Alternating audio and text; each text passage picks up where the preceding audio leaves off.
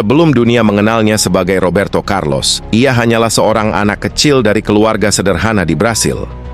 Lahir di kota Garça, Brasil, Roberto Carlos tumbuh jauh dari kemewahan. Masa kecilnya dihabiskan dengan membantu orang tuanya bekerja dan bermain sepak bola di waktu senggang.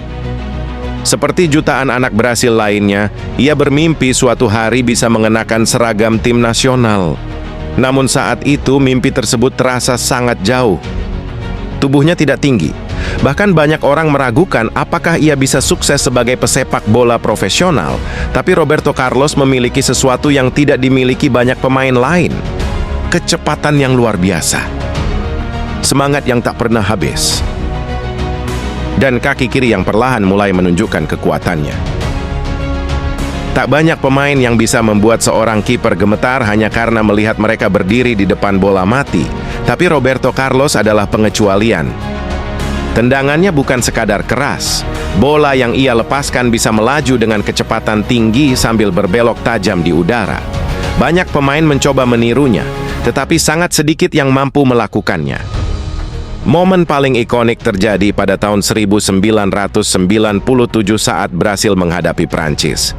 Dari jarak yang sangat jauh, Roberto Carlos melepaskan tendangan bebas yang awalnya terlihat melenceng jauh dari gawang. Namun beberapa detik kemudian, bola berbelok secara luar biasa dan masuk ke pojok gawang. Dunia sepak bola tercengang. Gol itu begitu fenomenal hingga para ilmuwan bahkan meneliti bagaimana bola bisa bergerak dengan lintasan seperti itu. Hingga kini, tendangan tersebut masih dianggap sebagai salah satu tendangan bebas terbaik sepanjang sejarah sepak bola.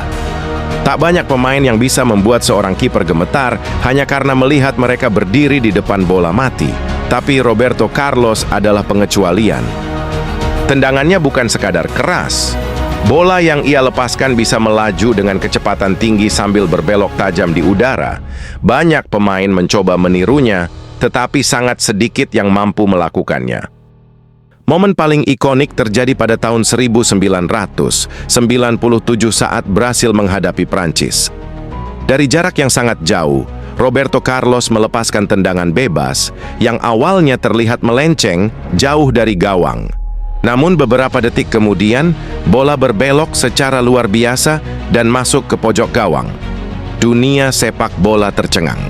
Gol itu begitu fenomenal hingga para ilmuwan bahkan meneliti bagaimana bola bisa bergerak dengan lintasan seperti itu.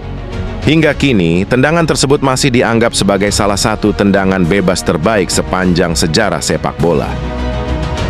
Namun kekuatan Roberto Carlos bukan hanya pada tendangan bebas.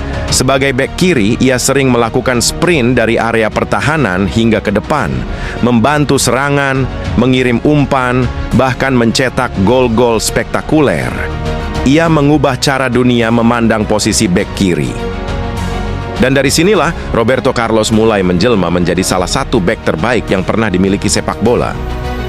Setelah memukau dunia lewat tendangan kaki kirinya, Roberto Carlos memasuki babak terbesar dalam kariernya. Tahun 1996, ia bergabung dengan klub raksasa Spanyol. Keputusan itu menjadi awal dari sebuah era yang luar biasa. Di Madrid, Roberto Carlos bukan hanya seorang bek kiri. Ia adalah mesin yang tak pernah berhenti berlari. Berkali-kali ia menyisir sisi kiri lapangan, merebut bola, membantu pertahanan, lalu dalam hitungan detik sudah berada di depan untuk membangun serangan. Kecepatannya membuat lawan kesulitan mengejarnya. Umpan silangnya memanjakan para penyerang, sementara tendangan kerasnya selalu menjadi ancaman dari jarak jauh.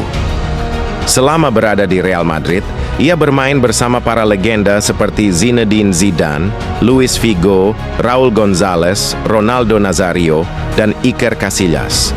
Mereka dikenal sebagai generasi Galacticos, tim yang dipenuhi bintang-bintang sepak bola dunia. Selama lebih dari 1 dekade, Roberto Carlos membantu Real Madrid meraih berbagai gelar bergengsi, termasuk beberapa gelar Liga Spanyol dan 3 trofi Liga Champions Eropa. Namanya pun semakin kokoh sebagai salah satu bek kiri terbaik sepanjang sejarah. Namun, semua pencapaian itu belum menjadi puncak kisahnya. Karena masih ada satu mimpi terbesar yang ingin ia wujudkan bersama Brasil menjadi juara dunia. Bagi seorang pesepak bola, tidak ada panggung yang lebih besar dari Piala Dunia. Roberto Carlos sudah merasakan pahitnya kegagalan. Pada Piala Dunia 1998, Brasil harus mengakui keunggulan tuan rumah Prancis di partai final. Mimpi mengangkat trofi pun sirna. Namun, Roberto Carlos tidak menyerah. 4 tahun kemudian, di Korea, Jepang, ia kembali memimpin sisi kiri pertahanan Brasil. Bersama Ronaldo Nazario, Cafu, dan Rivaldo, Brasil membentuk salah satu tim paling menakutkan dalam sejarah sepak bola. Roberto Carlos bukan hanya bertugas bertahan, ia terus naik membantu serangan, membuka ruang, mengirim umpan silang, dan memberikan keseimbangan bagi permainan Brasil. Perjalanan mereka nyaris sempurna. Brasil memenangkan setiap pertandingan hingga mencapai partai final. Di laga puncak, mereka menghadapi jutaan pasang mata yang ingin menyaksikan pertarungan dua raksasa sepak bola dunia. Lewat 2 gol Ronaldo Nazario, Brasil menang 2 gol tanpa balas. Akhirnya, Roberto Carlos mengangkat trofi Piala Dunia untuk pertama kalinya dalam kariernya. Momen itu menjadi pelengkap dari perjalanan seorang anak sederhana yang tumbuh di Brasil hingga menjelma menjadi legenda dunia.